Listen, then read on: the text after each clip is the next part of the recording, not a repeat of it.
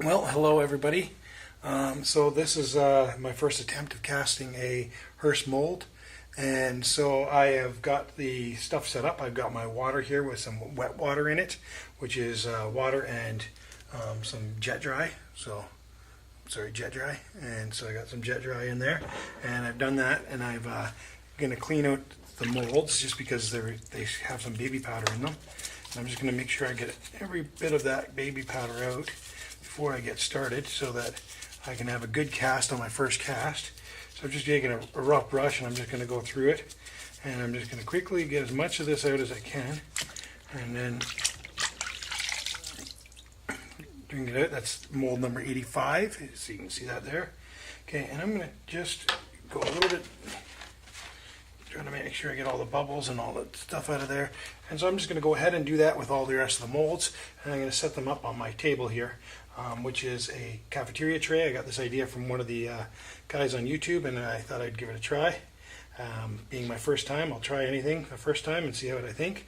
And on this cafeteria tray, I've got it mounted on some styrofoam, so I could bang it if I want, but I also have a little vibrating back massager hooked up to it that will give some vibrations.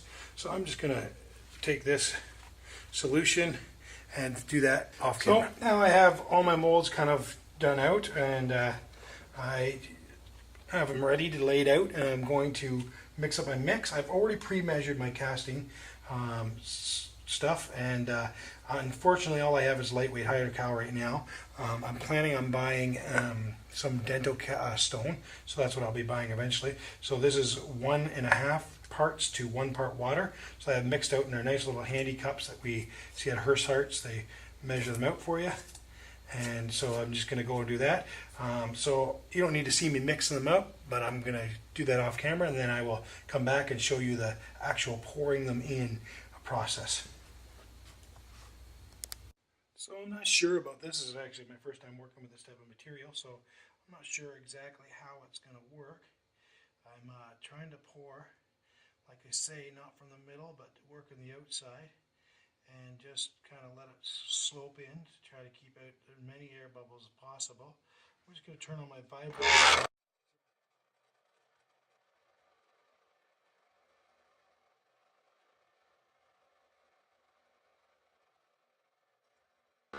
So I'm just going to scrape the consistency of this, and I'm not quite sure when to scrape, so I'm a little off on this still, I think, and I just want to